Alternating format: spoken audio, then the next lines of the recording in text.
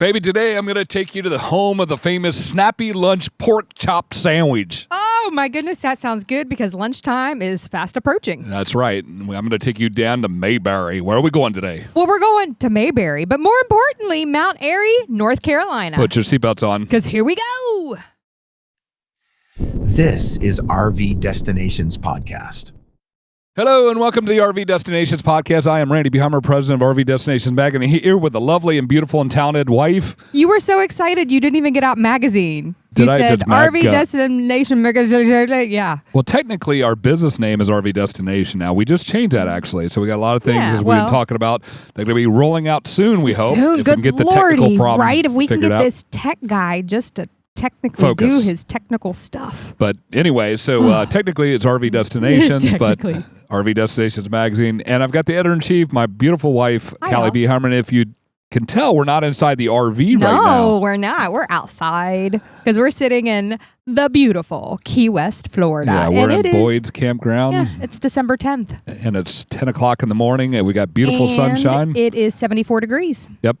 Very beautiful. But today we're going to be talking about a cool little area. Caly and I have not been, but our guest has been. And we're going to talk about Mount Airy, North Carolina. You want to bring our guest on? Yeah. Well, you know her. You love her. I know I say that every time, but it's very, very true. It's Carrie Hanrahan. Woo!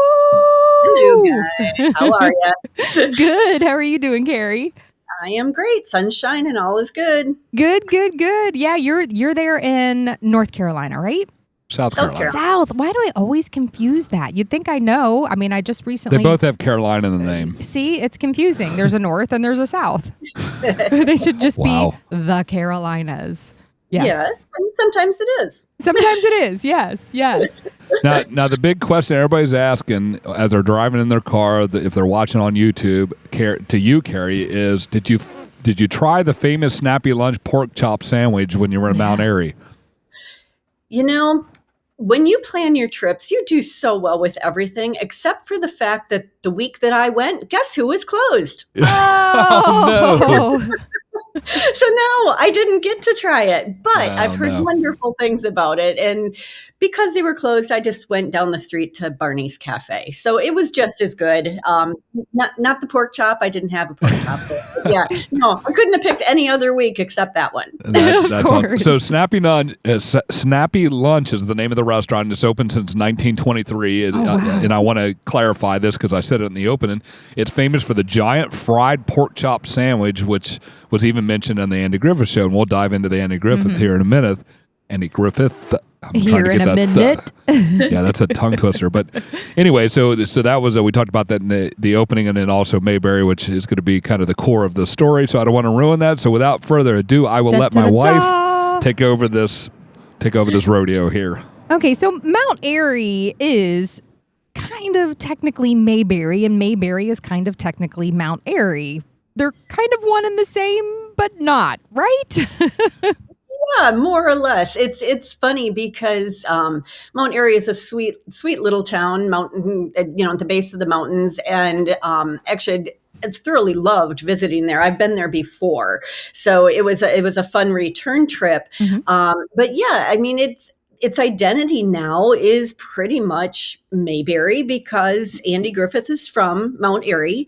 And when the Andy Griffith Show was being made, he really incorporated so much of his hometown and life into the show that Mount Airy was brilliant. They took, all of that and they ran with it. I mean, why not create the town based around what he remembered? And it's what the town is. So the thing that I thought was so funny, because when I say, in the town, is it Mayberry, is it not kind of thing, I was actually in town sitting on Main Street at a spot, and I had to laugh out loud because a person walked by, and there's a lot of locals who are just sitting out.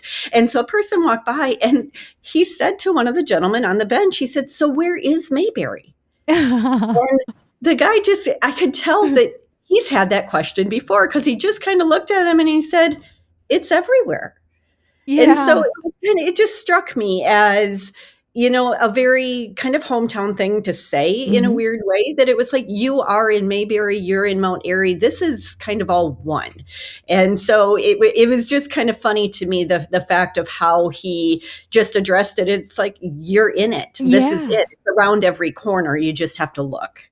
That's awesome. So then what makes Mayberry Mayberry? What makes Mount Airy so Mayberry? What are kind of some of those key features of this town? You feel like you've stepped back in time when you go to Mount Airy. I mean, they haven't changed. I mean, yes, they've changed. They've grown into a tourist attraction area, but they've embraced it in a way that keeps them feeling like Mayberry, like a small town. They've obviously embraced everything that Andy Griffith has done for the town. So there's a playhouse that you can go to that used to be his school, and it's now more like an arts center where, you can still go and see things. They've created the Andy Griffith Museum, which you definitely have to go see, because it literally goes from his life, in the beginning of just growing up there through adulthood, the movies, the records and albums and everything about him. So they've grabbed onto that portion of it. And so by taking that down the street, they have, Wally's service station, which is kind of like the visitor center area, where you can actually go on a squad car ride. What? And so it's a tour that you can do, which I did, which was a blast. My tour guide, it was just me in this car. And so they have, I think it's like 12 actually, period time to each year of the TV show. Police vehicles. So you're riding in one of those vehicles that would have been like at a time frame of when the show was actually on. So that's kind of cool. But they take you all over town in this squad car to see like all the landmarks, Andy Griffith's home, past like all the different artwork that's in town. And then they take you out to this huge granite quarry, which is just a quick stop and you get to see all of it. But the other name for Mount Airy is actually Granite City. And it's because of this huge granite, what do they call it? Quarry. Quarry. Thank you. I'm completely blanking. That they have there, that those stones have been used all over the world. So it's really a very kind of a famous quarry just because of everything there. So there's so much there. They've kept, the sweet downtown, you walk down to all the cute, of course, there's lots of cute little shops and all that kind of stuff, but you just feel like there's something about this town that just still keeps the quaintness and the beautiful homes and everything that's there feels very Mayberry. But to talk about the granite quarry, it's the largest open-faced granite quarry on Earth. It's part of the same formation used for all the national monuments. So, so if you're into that kind of thing, I'm not into stones myself, but if you're into that kind of thing, it is there. But let's back up a little bit. You talked about the Andy Griffith Museum. Maybe dive in a little bit further. Tell us what you can see in the museum there. Yeah, so it really starts from childhood, so when you walk in the door, it kind of off on your left here, it's kind of just like the very beginnings of him from a little boy. And what's interesting is he always had this background of music, it was just part of kind of who he was, and he wanted to, learn instruments and everything. And so the local, I don't know if I'm going to say this correctly, Mayberry church, there kind of really took him in. And one of the people there taught him some of the instruments that he wanted to know. And then they actually backed his college days. So they sent him off to school with the intent that his intent was to come back actually and be a minister for the church. But his heart for art and music and performing kind of got in the way, and he followed his heart, and they backed him again, to be able to follow what his dream was. And so the museum takes you through like all those stages of his life. So, his growing up years to, changing into performing. He did record albums, kind of like comedy that kind of stuff. So the museum's very good about taking you through like all those different stages of his life. They have some great, displays of like clothing he wore in the movie, all the way through his Matlock days when he, filmed it all the way up through the Matlock era. Mhm. So it's a great museum to visit for that, basic history of him. And then there's another area to the museum that's kind of outside of it that talks about like some of the other players and stuff in the Andy Griffith movies and everything. So it's, even though it's about, everything's about Andy Griffith more or less, they talk about everything with, the TV show and the people who were part of it and everything. So it's a great starting point, to go and learn, kind of like the basics of that.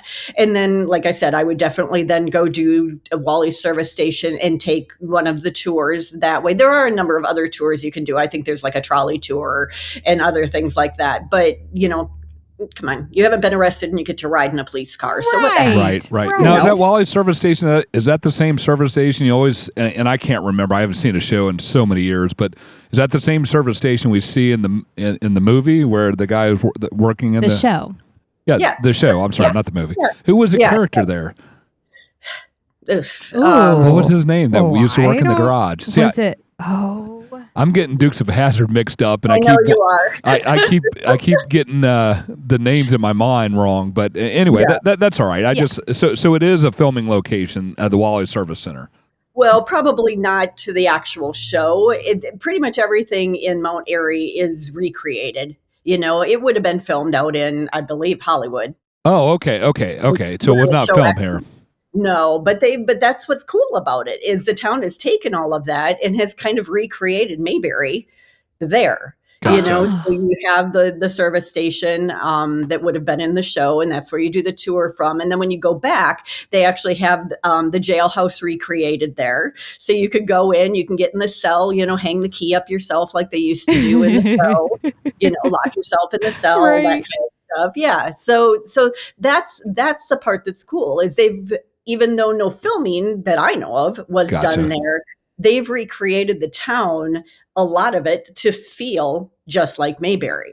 So that's the part of it, I think, that, you really get your connection with it. When you go in September, they have Mayberry Days. And in the past, obviously, time has gone by, and a lot of the people who were in the show are no longer with us. Mhm. But when they first started doing Mayberry Days, they had stars from the show that would come. Oh, that's awesome. Yeah, and be part of Mayberry Days. So, it's a spot that if you want to, just take a little step back in time, it's super cool for that. You can actually stay as an Airbnb at his home. Oh, wow. Yeah. So there's a lot of cool stuff like that. But then, the area itself, even though, yes, it's Mayberry, there's so much more to it because right across the street from the Andy Griffith Museum is the Siamese Twins Museum. Oh, Now, wow. I'm not sure how many people know about the Siamese twins. I knew about them growing up, so I guess I just kind of feel like everybody did. But it's a really neat museum that talks about the lives of the Siamese twins who are from Siam. So obviously Siamese twins, but their family, the twins ended up in Mount Airy towards the end of their careers. And the museum is really fascinating in the fact that it goes through their lives as children, then being essentially taken on as I don't want to say like a circus act, but that's kind of what it became. They were taken all over the world as a display for people to be able to see and, ask questions of. And it just is a really, really interesting life story of them going through that and then ending up in Mount Airy with their families. They each had large wives and large families. And those families, that connection is still there because the campground I stayed at, Mayberry Campground, is on the property of one of the farms that was there, and one of the granddaughters still runs the property. Oh, wow. So it's super cool just to see that, yes, everything's Mayberry and Andy Griffith, but there's a lot of other, stuff that's there. And it was really fun staying at the campground because I actually got to meet this young lady, and she gave me a tour of the home and everything. So it's very fascinating to see, something, especially, somebody from Siam coming to this little tiny town. Right, in North Carolina. So that, that's completely fascinating, but there's all kinds of other stuff to do. They have a beautiful public art walk. So they have all these gorgeous murals in town. A beautiful one of Andy Griffith, Donna Fargo, who was a country music star. There's a beautiful one of her. There's one of a group called the Easter Brothers, which I hadn't personally heard of, but they were, all these people were from Mount Airy. I'm trying to remember her name. Oh, Melva Houston, who was a jazz legend. She was from Mount Airy. I mean, they have all these famous people who were also from this itty bitty tiny town. Wow. So yeah, do the art walk. One, it's educational to me because I didn't know a lot of who these people were. And then they have something called the Whittling Wall. That's a just on a street side, but it's sculptures that have been done with essentially people sitting on this wall, and it's kind of like just a storyline of the area. The people who worked there, if somebody who was famous, the labor workers that were there. It just kind of tells the story of that region by looking at the different statues that are there. So there's a whole bunch of art things to do. Oh my goodness, what else is there? There's the historic Earl Theater, and Old Time Music Hall, which is right on Main Street also. And it's a really neat place to go. You can still see productions being done there. What I found kind of fascinating was on the interior of the building, if you tour it, there's like all these different boards on the wall, essentially, that have different musicians in the area, because the music in that area they called old time music or round peak style music. Interesting. Yeah, and it's an Appalachian folk music with like fiddle or banjo that's like a really fast-paced, syncopated type of music, and that's what that area was known for. And so they have all these boards inside the theater that tell about all the different musicians, that were famous and well known for that style of music, and you get the history and everything of all of that there. So it's, there's just so many things actually in this little tiny town to do. Right. Maybe walk us through a little bit about strolling around downtown. What's there to do downtown? I know we talked a lot of different things, but tell us about downtown. Yeah, the downtown is, kind of just a regular, think of a small town Main Street. But on it is, of course, a number of gift shops and, little antique stores and that kind of stuff, which are a lot of fun. Again, Snappy's Lunch is right on Main Street, which unfortunately I didn't get to eat. But I went to Barney's Cafe, and that was a blast because think of, old fashioned cafe, go in the door. It's kind of got like that U-shaped bar area that you can sit, or tables. I sat at the bar. I had a great hamburger and fries and chatted up with the locals sitting next to me. And that's what was so much fun about a lot of this area is literally if you're walking through town and you plop down on one of the benches on Main Street, you're talking to somebody who lives there. And so that was really fun because, it gave a great connection, to the small townness of it, even though it's still a, tourist destination. So that was cool. But yeah, no, there's all those kind of places, of course, tons of shops and fun restaurants. The other thing that's actually on Main Street is the Mount Airy Museum of Regional History. And so I went in there too, which they actually just redid it not too long ago. And it is a beautifully done history museum of the whole area. So it talks about, the all the way from, the Indian population that would have been there all the way through, the people who live in that area, which they call the holler. It's just that's kind of the regional name for there. So the museum is great about telling about the area, Surrey County, and that. So definitely go to the museum. The other spot you want to stop is Miss Angel's, which is a delicious bakery slash get some candy store kind of stuff. But that's where I had my first sonker. Sonker? Yeah, tell What's us about a a sonker.